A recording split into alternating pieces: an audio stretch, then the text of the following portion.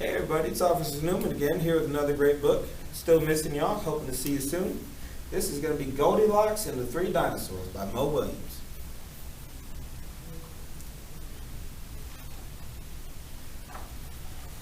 Once upon a time, there were three dinosaurs. Papa Dinosaur, Mama Dinosaur, and some other dinosaur who happened to be visiting from Norway. One day, for no particular reason, three dinosaurs made their beds, positioned the chairs just so, and cooked 3 bowls of delicious chocolate pudding at varying temperatures. "Oh boy," said Papa Dinosaur in his loud booming voice, "it's finally time to leave and go to the someplace else." "Hee, yes," continued Mama Dinosaur. "I sure hope no innocent little succulent children happens by our unlocked home while we are, someplace else. Sounds suspicious, doesn't it?" Har, har, har, har, har, har, har, har. Then the other dinosaur, with a loud noise that sounded like a big evil laugh, but was probably a polite Norway expression. The three dinosaurs went someplace else, and were definitely not hiding in the woods waiting for an unsuspected kid to come by. Sure enough, 5 minutes later, a poorly supervised little girl named Goldilocks came trespassing along. Just then, the forest boomed with what could have been dinosaurs yelling, "Gotcha!" But I'm pretty sure it's just the wind.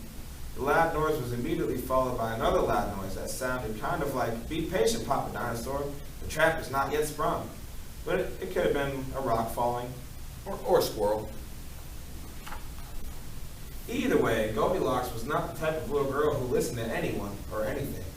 For example, Goldilocks never listened to warnings about the dangers of barging into strange, enormous houses. So as soon as Goldilocks came across a strange, enormous house, she barged right in. Inside, Goldilocks immediately smelled the 3 bowls of delicious chocolate pudding. Said Goldilocks, "that chocolate pudding smells delicious. If I only could get all the way up to the top of that counter." Then Goldilocks noticed a very tall ladder that just happened to be there, and certainly wasn't left there on purpose. Goldilocks climbed up the ladder and found herself face to face with 3 gigantic bowls of chocolate pudding. The first bowl of chocolate pudding was too hot, but Goldilocks ate it all anyways because, hey, it's chocolate pudding, right? The second bowl of chocolate pudding was too cold, but who cares about temperature when you've got a big bowl of chocolate pudding? Not her. The third bowl of chocolate pudding was just right, but Goldilocks was in such a roll by now, she hardly even noticed.